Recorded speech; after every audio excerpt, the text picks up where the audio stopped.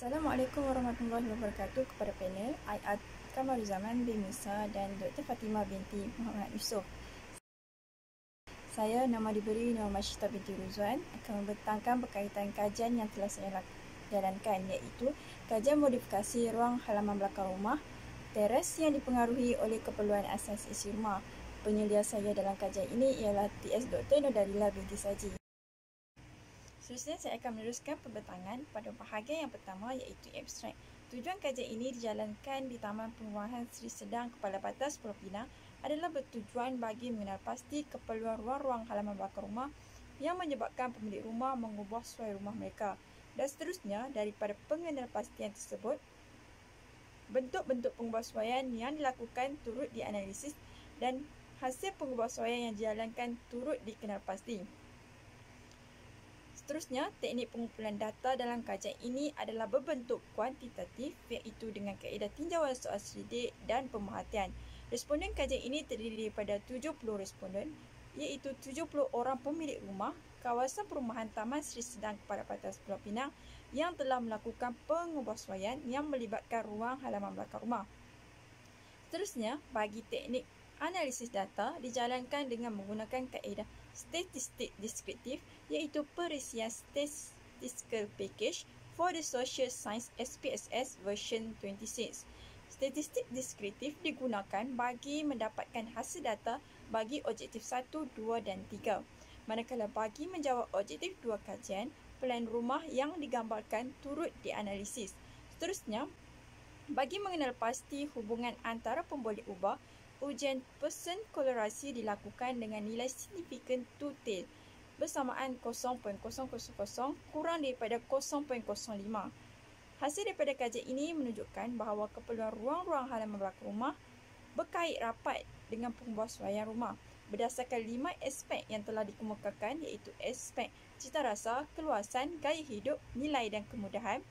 Hanya 2 aspek, iaitu aspek keluasan dan cita rasa, yang menunjukkan ramai responden bersetuju dengan aspek tersebut merupakan keperluan utama mereka melakukan pengubahsuaian melibatkan ruang halaman belakang rumah. Manakala lagi 3 aspek, iaitu aspek gaya hidup, nilai dan kemudahan, kurang dipersetujui pemilik rumah. Seterusnya, terdapat hubung kait di antara keperluan ruang-ruang halaman belakang rumah dengan profil responden, iaitu bilangan isi rumah, pendapatan isi rumah, bilangan tahun menetap, bentuk pengubahsuaian dan status peliharaan rumah. Seterusnya, pengenalan. Seperti yang kita ketahui, rumah merupakan keperluan asas bagi manusia untuk meneruskan kelangsungan hidup sebagai tempat perlindungan, tempat privasi, riadah dan keperluan keluarga. Penyataan masalah bagi kajian ini ialah reka bentuk rumah teres gagal memenuhi keperluan isi rumah.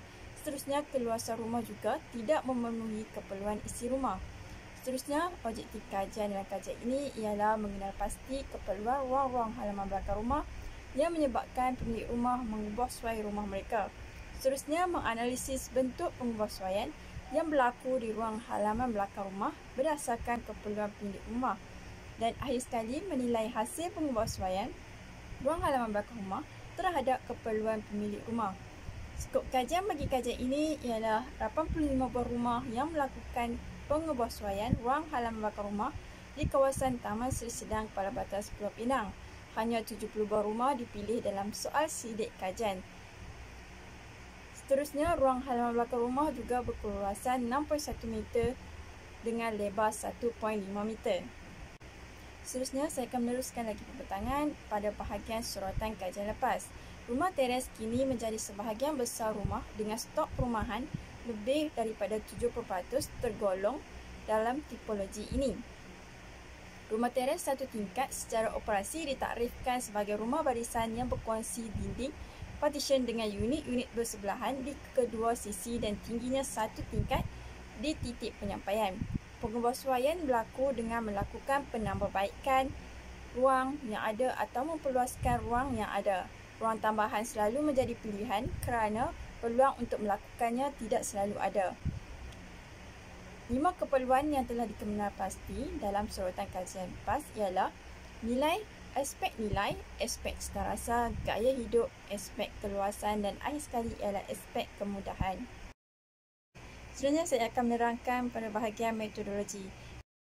Pada peringkat awal, penyelidik melakukan aktiviti merangka teori kajian dan mengenal pasti tajuk kajian. Tajuk kajian bagi kajian ini ialah kajian modifikasi ruang halaman belakang rumah yang dipengaruhi oleh keperluan asas isi rumah.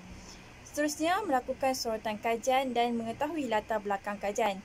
Dan seterusnya, merangka objektif kajian dan pengenalpastian tapak kajian.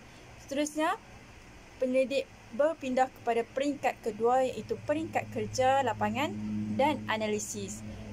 Kaedah kajian dilakukan berbeza pada setiap objektif bagi mencapai objektif tersebut. Pada objektif pertama, pengumpulan data dilakukan melalui kajian literatur dan borang soal sidik. Seterusnya, bagi analisis data dilakukan secara SPSF dan statistik deskriptif. Dan hasil kajian yang diperolehi ialah dapat mengetahui aspek keperluan yang paling utama yang menyebabkan berlakunya pengesuaian pada ruang halaman belakang rumah. Seterusnya, bagi objektif 2, pengumpulan data dijalankan melalui kajian literatur, borang soal sidik, pemerhatian. Dan seterusnya, analisis data dijalankan menggunakan SPSS, pemerhatian dan ujian person kolerasi. Dan hasil kajian yang diperolehi ialah pemerhatian terhadap bentuk pengesuaian yang dijalankan dan mengetahui bentuk pengesuaian yang menjadi pemilihan rata-rata pemilik rumah dalam melakukan pengesuaian rumah. Seterusnya, bagi objektif ketiga ialah menilai hasil pengesuaian ruang halaman belakang rumah terhadap keperluan pemilik rumah. Aktiviti pengumpulan data dijalankan melalui kajian literatur dan borang soal sidik. Bagi analisis data pula dilakukan dengan kaedah SPSS dan ujian person kolerasi. Hasil kajian menunjukkan terdapat tindakan terhadap penilaian hasil pengesuaian yang boleh disyorkan untuk penambahbaikan pada masa hadapan. Seterusnya, kajian dilakukan pada peringkat ketiga iaitu peringkat akhir iaitu peringkat perbincangan dan cadangan dan kesimpulan. Seterusnya, turut dibentangkan pada bahagian metodologi adalah anggaran populasi bagi kawasan perumahan di Taman Seri Sedang dan bentuk soal sidik yang digunakan dalam kajian. Bagi anggaran populasi, saiz populasi rumah teres yang mengesuai ruang halaman belakang rumah adalah 85 buah rumah. Manakala rumah yang terpilih untuk dijadikan sampel pada kajian ini hanyalah 70 buah rumah. Seterusnya, bagi bentuk soal sidik yang digunakan dalam kajian, terdapat 3 bahagian dalam soal sidik iaitu bahagian A, B dan C. Bahagian A terdiri daripada profil isi rumah, bahagian B terdiri daripada keperluan ruang halaman belakang rumah yang menyebabkan pengesuaian rumah iaitu terdiri daripada 5 aspek yang telah dikemukakan iaitu aspek keluasan, aspek citarasa, aspek nilai, aspek gaya hidup dan aspek kemudahan. Seterusnya, yang terakhir ialah bahagian C, penilaian setelah pengesuaian rumah terhadap keperluan pemilik rumah. Bentuk-bentuk soalan yang dilakukan adalah secara close-ended question and open-ended question dan terdapat juga skala Likert di dalam soal sidik yang telah dijalankan. Seterusnya, saya akan meneruskan pembentangan pada bahagian keputusan dan perbincangan.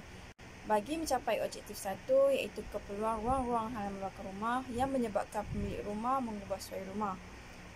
Berdasarkan 5 aspek yang telah dikemukakan iaitu aspek keluasan, aspek citarasa, aspek gaya hidup, kemudahan dan nilai, hanya 2 aspek yang dipersetujui ramai pemilik rumah iaitu aspek keluasan dan citarasa.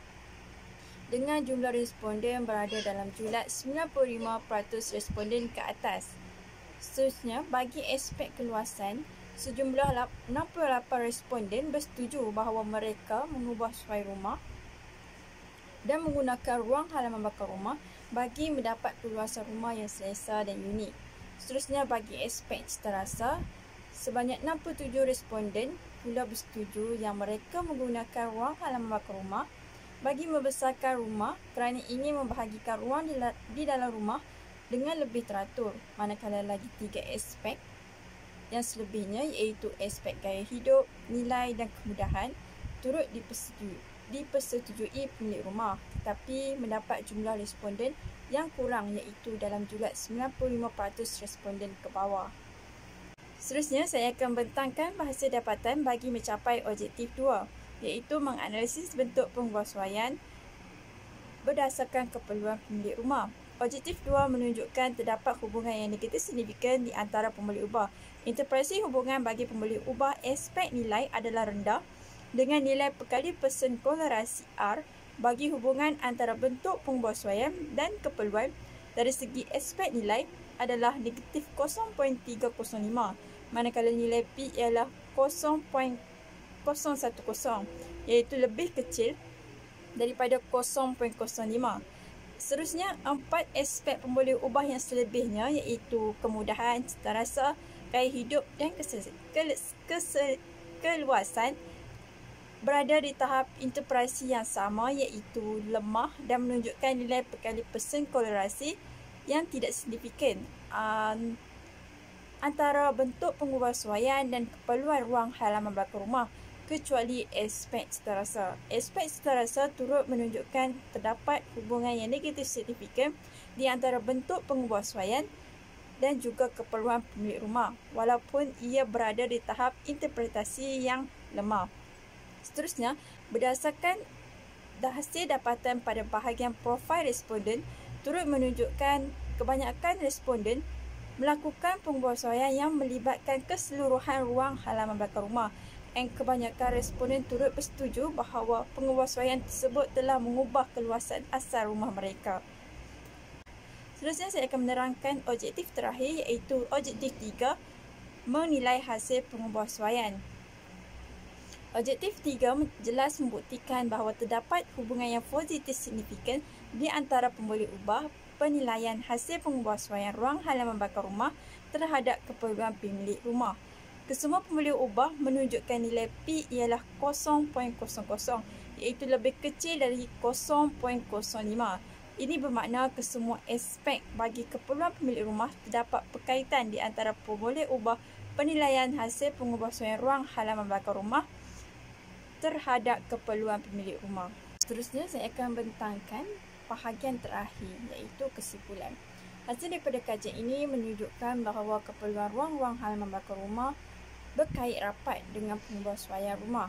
Berdasarkan 5 aspek yang dikemukakan, hanya 2 aspek yang dipersetujui ramai pemilik rumah, iaitu aspek keluasan dan aspek citarasa. Dengan jumlah responden berada dalam julat 95% responden ke atas. Manakala lagi 3 aspek iaitu aspek gaya hidup, nilai dan kemudahan turut dipersetujui pemilik rumah, tetapi mendapat jumlah responden yang kurang dalam julat 95% responden ke bawah. Seterusnya, ujian persen kolerasi yang dilakukan turut mendapat nilai yang signifikan, two-tailed, bersamaan 0.00 kurang daripada 0.05. Kedua-dua objektif menunjukkan terdapatnya nilai yang signifikan. Akhir sekali, hasil dapatan yang diperolehi juga didapati selari dengan teori yang dinyatakan dalam bab 2 iaitu sorotan kajian lepas. Kesimpulannya, kajian ini mencapai objektif yang dirangka. Seterusnya, saya akan menceritakan berkaitan cadangan untuk kajian masa hadapan. Kajian masa hadapan boleh dibuat dengan skala yang lebih besar iaitu melibatkan lebih banyak kawasan perumahan daripada kawasan-kawasan lain yang mempunyai ruang halaman belakang rumah.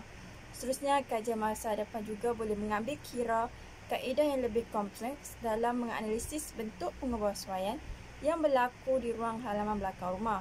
Dan akhir sekali, kajian masa hadapan menyediakan satu risalah yang lebih terperinci berkaitan penguasaan yang melibatkan ruang halaman belakang rumah mengikut undang-undang yang telah ditetapkan dalam Uniform Building Bylaw UBBS 1984 dan menyebarkan risalah tersebut kepada responden sewaktu melakukan tinjauan soal selidik. Akhir sekali adalah bahan rujukan. Ini adalah antara rujukan-rujukan yang digunakan oleh penyelidik dalam menyelesaikan kajian yang dilakukan. Sekian sahaja daripada saya. Terima kasih.